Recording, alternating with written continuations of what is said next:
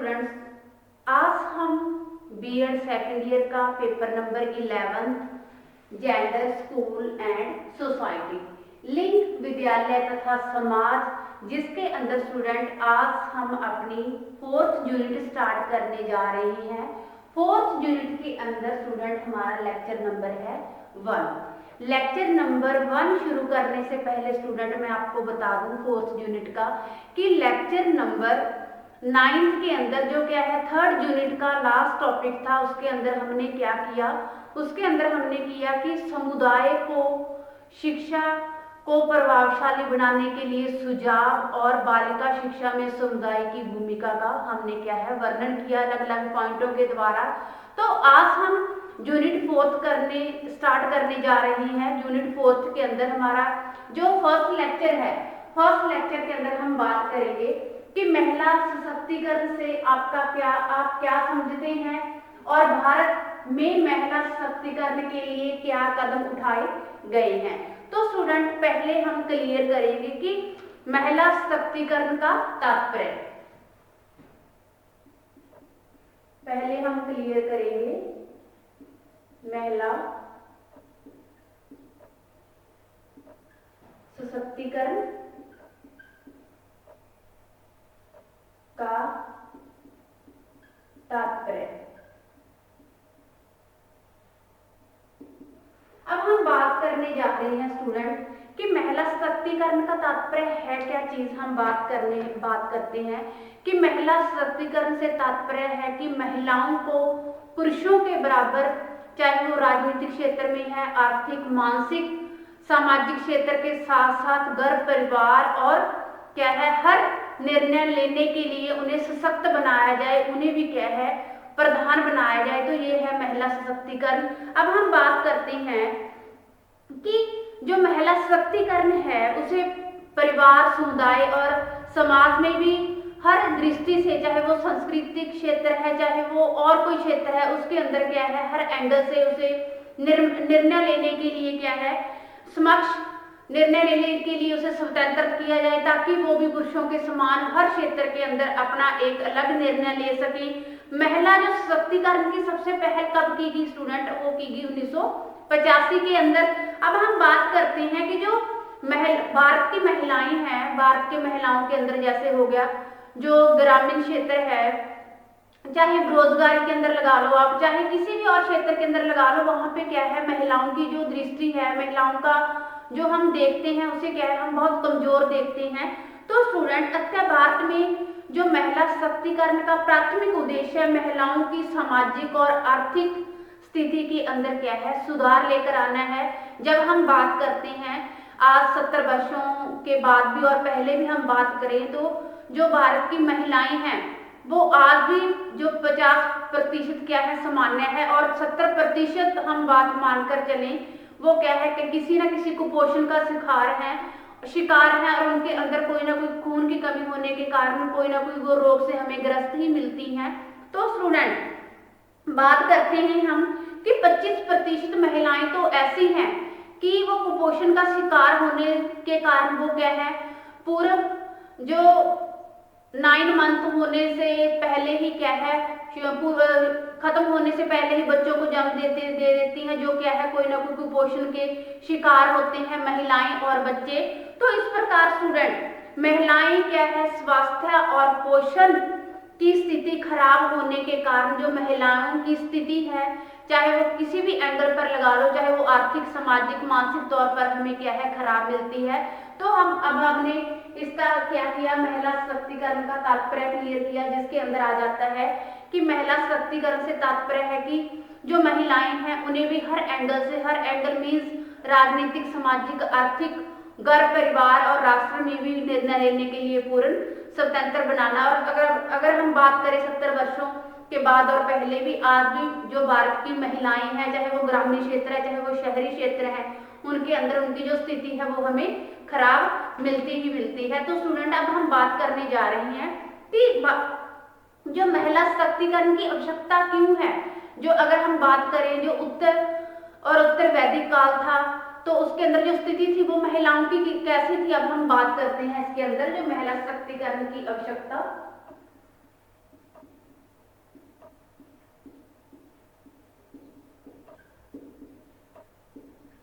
महिला सशक्तिकरण की आवश्यकता।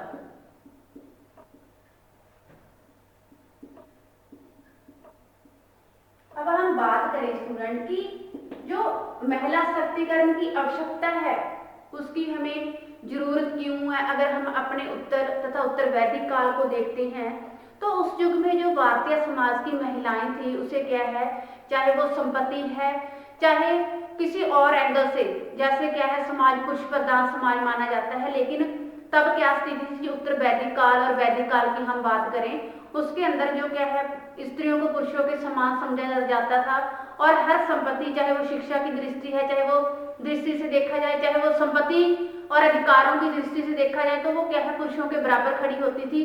तब हमें ये सुनने को मिला है कि जो पुरुष था उसका कोई वजूद ही नहीं था स्त्री के बिना। वो ऐसा समझता था या ऐसे लोगों की सोच थी कि स्त्री के बिना पुरुष का क्या है कोई अहमियत नहीं है, कोई वजूद नहीं है। तो इस प्रकार स्टूडेंट उन्हें क्या है ऊंचा दर्जे से देखा जाता था। तो अब हम बात कर रहे हैं इसी अंदर कि जब बात आई उत्तरोत्तर कम होता गया, कब होता गया जब महिलाओं को वैदिक काल में पुरुषों के बराबर समान महत्व प्राप्त था, तब वह उत्तरोत्तर कम होता गया। उत्तर वैदिक काल में सूत्रों में जो बाल विवाह निर्देश दिया गया, उत्तर वैदिक काल की हम बात करें स्टूडेंट, अगर वहां पर हम बात करें कि जो बाल विवाह का निर्देश दिया गया, बाल विवाह कब, क्योंकि जो बाल विवाह बात ही बात होगी कि बाल विवाह मीन्स जब बच्चे की खेलने कूदने की उम्र है तब उसका विवाह कर दिया जाता था। विवाह करते करते जब बच्चे की खेलने की उम्र है, बच्चे को पता ही नहीं होता था कि विवाह है क्या चीज, वो तो विवाह को भी एक खेल के रूप में ही अपनाते थे। तो इस प्रकार क्या है जो शिक्षा थी स्त्री शिक्षा की तरफ जो रुझान पढ़ने की तरफ कम होता गया, तो इस प्रकार क्या है स्त्री शिक्षा क्या है कम होती गई और हमारे देश के अंदर जो पुरुष प्रधान आज देश माना जाता है इसी का ही कारण है। जो बाल विवाह है जो क्या है जब बच्चे की खेलने की उम्र है 13-14 वर्ष उम्र है, बच्चे की मैरिज कर दी जाती है। बच्चे क्या है जब उनको अपनी समझ आती है तब तक वो क्या है माताएं बन चुकी होती हैं और वो घर गृहस्थी के अंदर इतनी बिजी हो चुकी होती हैं कि उन्हें पता ही नहीं होता कि स्टडी नाम की भी कोई चीज है।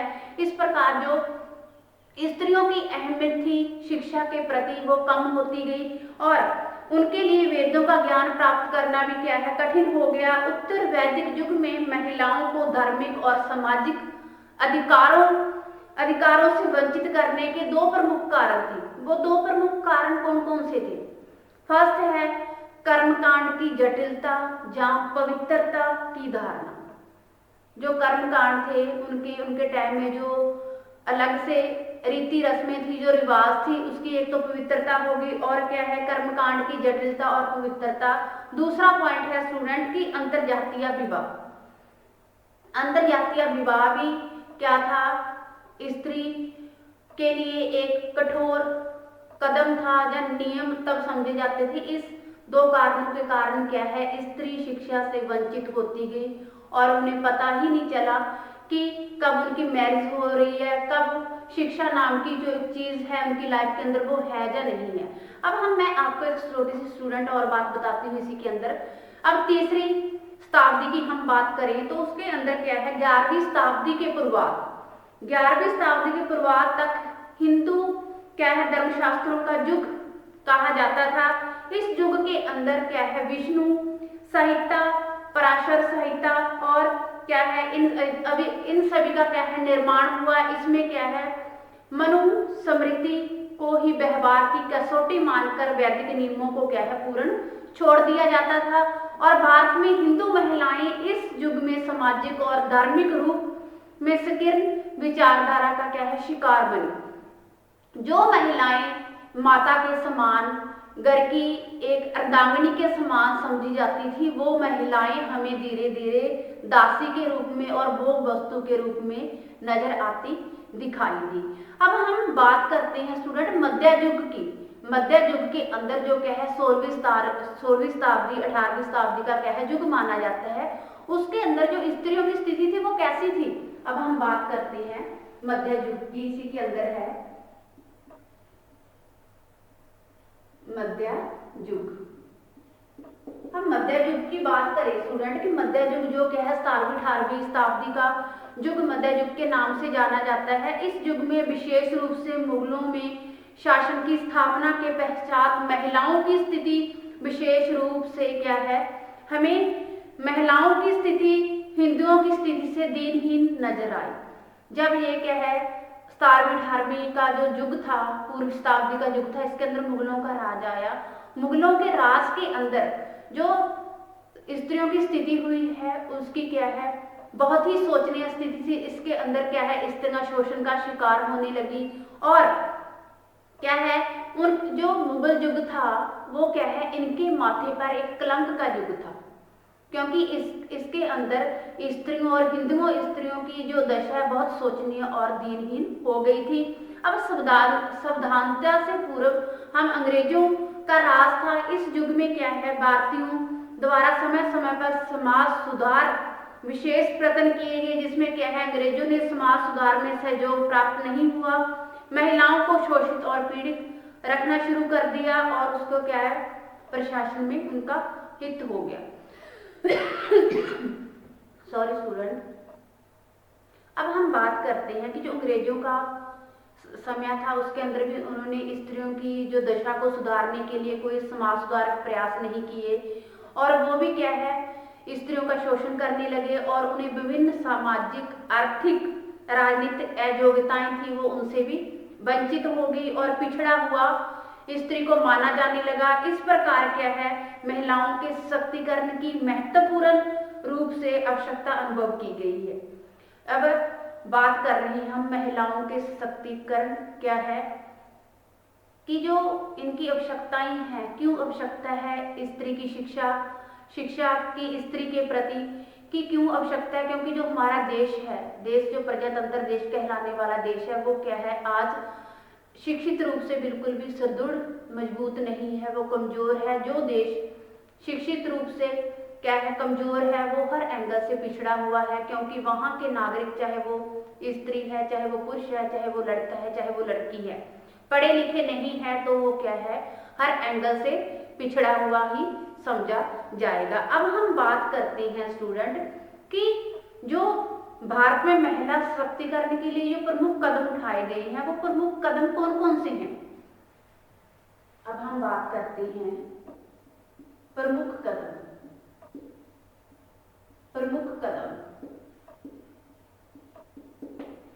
कदम उठाए गए हैं वो कौन कौन से, हम पॉइंटों के द्वारा स्टूडेंट मैं आपको बताती हूँ कि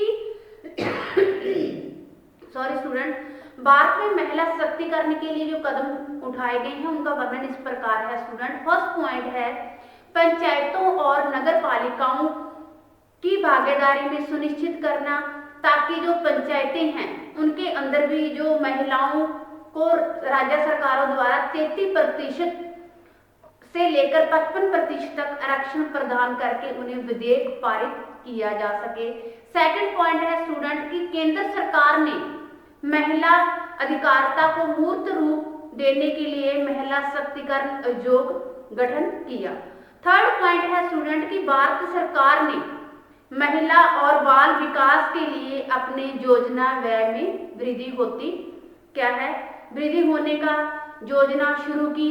फोर्थ पॉइंट है स्टूडेंट कि महिला साक्षरता को बढ़ाने के लिए साक्षर भारत नामक एक कार्यक्रम प्रारंभ किया जा रहा है।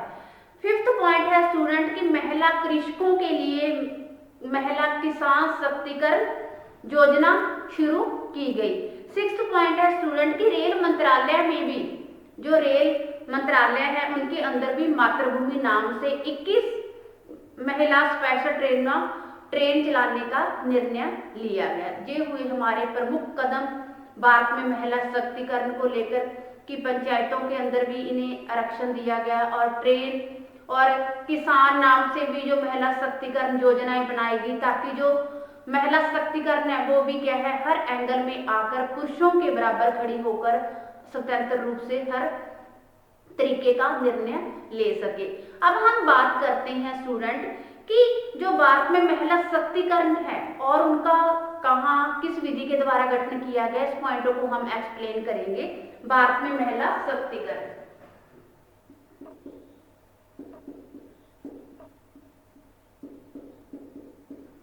भारत में महिला सशक्तिकरण।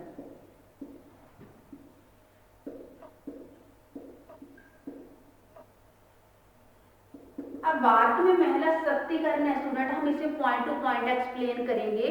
फर्स्ट पॉइंट है संवैधानिक व्यवस्थाएं।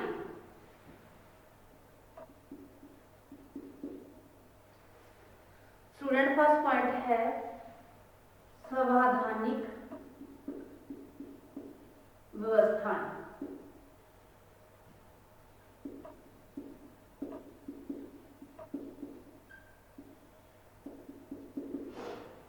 संवैधानिक व्यवस्थाओं के अंदर अलग अलग अनुच्छेद के अंदर क्या क्या स्त्रियों से रिगार्डिंग जो प्रावधान किए गए हैं, जो व्यवस्थाएं की गई हैं स्टूडेंट, हम इसके अंदर डिस्कशन करते हैं। तो फर्स्ट पॉइंट है स्टूडेंट मेरा कि विधि के समक्ष समता, जो अनुच्छेद क्या है 14 में दी गई है। सेकंड है धर्म, मूल, वंश, जाति तथा जन्म के स्थान पर विभेद का अंत, जो अनुच्छेद 15 के अंदर दी गई है। थर्ड है स्टूडेंट कि लोक नियोजन के विषय में अक्सर की समता, जो क्या है अनुच्छेद 16 के अंदर दी गई है। फोर्थ है स्टूडेंट मानव के दुर्व्यवहार और बलात्कार का प्रतिषेध, जो क्या है अनुच्छेद 23 के अंदर दी गई है। फिफ्थ पॉइंट है स्टूडेंट राज्य द्वारा अनुसरणीय कुछ नीति निर्देशक तत्व, जो अनुच्छेद 39 के अंदर दी गई है। अगला पॉइंट है समान न्याय और विधिक सहायता, जो अनुच्छेद 39 के अंदर दी गई है। सेवंथ पॉइंट है स्टूडेंट काम की न्याय संगत और मनोवांछित दिशाओं और प्रसूचित सहायता का उपलब्ध, अनुच्छेद 42 के अंदर दिया गया है। ये स्टूडेंट हमारी हुई संवैधानिक व्यवस्थाएं, जो अलग अलग अनुच्छेद के द्वारा बच्चों को, महिलाओं को, प्रौढ़ों को ध्यान में रखते हुए उन्हें अलग अलग फैसिलिटीज प्रोवाइड की गई हैं। अगला पॉइंट है राष्ट्रीय महिला आयोग का गठन।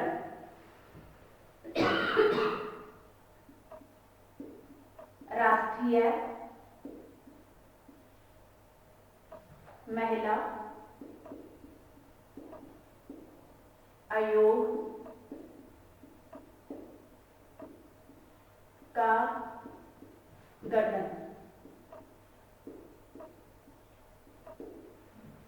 जो राष्ट्रीय महिला आयोग का गठन है वो कब लागू किया गया और इसके अंदर क्या फैसिलिटीज दी गई, तो अब हम बात करते हैं भारत में महिलाओं के सशक्तिकरण और उनके उत्थान के लिए राष्ट्रीय महिला अधिनियम 1990 के अंतर्गत राष्ट्रीय महिला आयोग का गठन किया गया, जिसके अंदर उन्हें क्या है सुरक्षा संबंधी और उनके प्रगति के बारे में महत्वपूर्ण भूमिका क्या है निभाता है। तो इस प्रकार जो राष्ट्रीय महिला आयोग गठन है उसके अंदर 1990 के अंदर ये क्या है लागू हुआ। उसके अंदर उनको सुरक्षा और उससे संबंधित अनेक फैसिलिटीज देने का प्रबंध किया गया। थर्ड पॉइंट है राष्ट्रीय महिला कोष की स्थापना।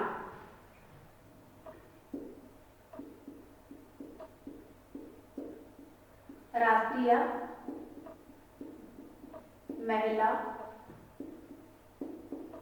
कोष की स्थापना।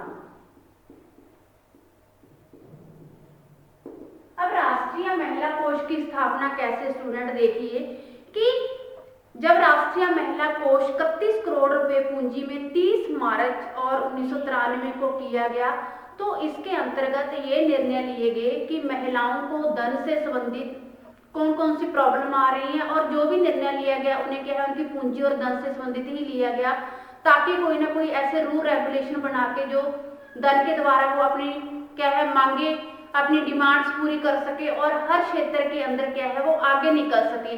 तो ये हुआ स्टूडेंट 30 मार्च 1993 को किया गया, जिसमें उन्हें धन से ही संबंधित अलग अलग निर्णय लेके उन्हें क्या है अच्छी फैसिलिटीज देने का प्रबंध किया गया। अगला पॉइंट है स्टूडेंट महिला अधिकारिता वर्ष।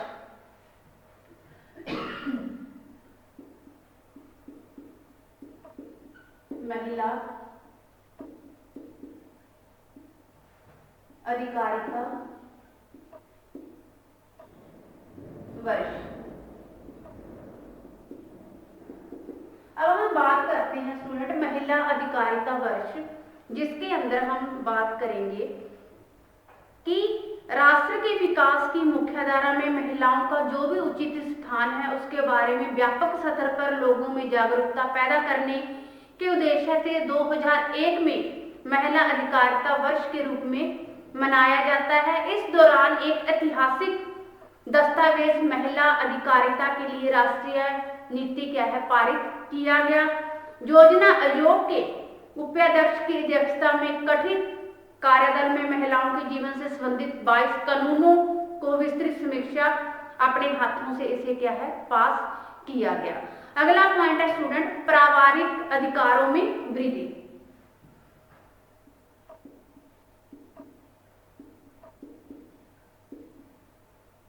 पारिवारिक अधिकारों में वृद्धि।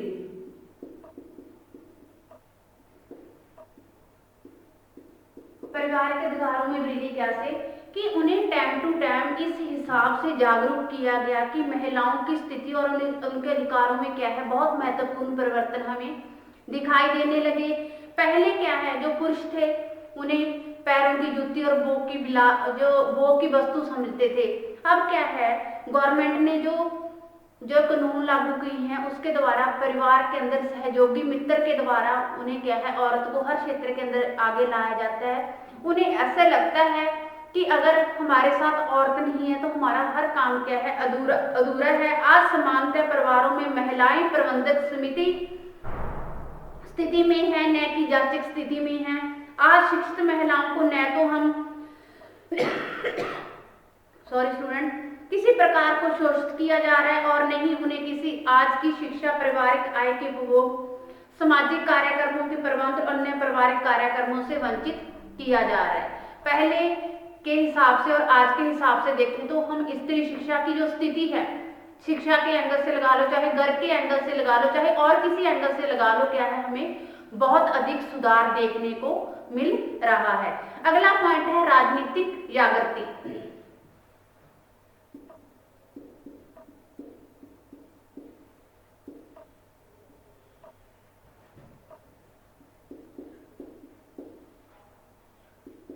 राजनीतिक दृष्टि से स्टूडेंट हम देखें कि औरतें भी किसी भी एंगल से पिछड़ी हुई नहीं है।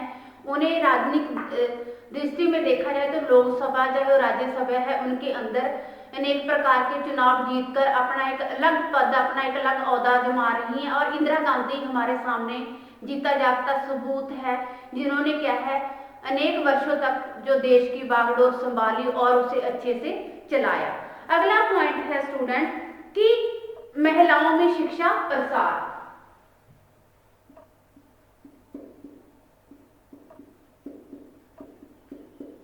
महिलाओं में शिक्षा प्रसार।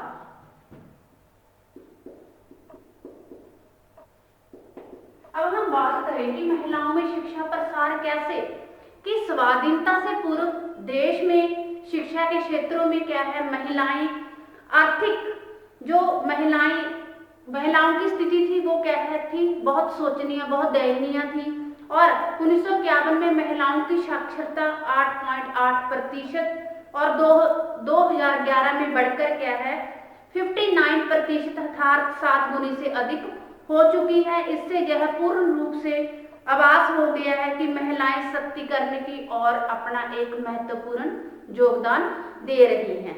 तो स्टूडेंट ये हुए हमारे पॉइंट क्लियर 7 कि भारत में महिला सशक्तिकरण के अंदर कौन कौन से जो कदम उठाए गए हैं कौन कौन से नियम बनाए गए हैं। तो जो हमारा आज का टॉपिक क्लियर हुआ कि महिला सशक्तिकरण से आप क्या समझते हैं भारत में महिला सशक्तिकरण के लिए क्या कदम उठाए गए हैं जिसके अंदर स्टूडेंट मैंने पहले आपको बताया महिला सशक्तिकरण का तात्पर्य फिर उसकी आवश्यकता मध्य युग में क्या स्थिति थी उसकी फिर उसके कौन कौन से प्रमुख कदम हैं वो कदम मैंने आपको क्या है पॉइंटों के द्वारा क्लियर करवाए। फिर बताया कि भारत में महिला सशक्तिकरण जिसके अंदर हमने फर्स्ट पॉइंट क्लियर किया संवैधानिक व्यवस्थाएं जिसमें अलग अलग अनुच्छेद के द्वारा क्या क्या व्यवस्थाएं क्या क्या नियम लागू किए गए हैं। फिर बताया सेकंड पॉइंट की राष्ट्रीय महिला आयोग का गठन राष्ट्रीय महिला कोष की स्थापना महिला अधिकारिता वर्ष पारिवारिक अधिकारों में वृद्धि राजनीतिक जागृति जागृति आप बोल सकते हो, महिलाओं में शिक्षा का प्रसार, इसमें आप आर्थिक रूप से भी बोल सकते हो कि आर्थिक जीवन में प्रगति भी हर क्षेत्र में क्या है महिलाएं कर रही हैं। ये पॉइंट आप भी इसमें इसके अंदर क्या है ऐड कर सकते हो। तो ये स्टूडेंट हमारा टॉपिक हुआ clear. Thanks student, have a nice day.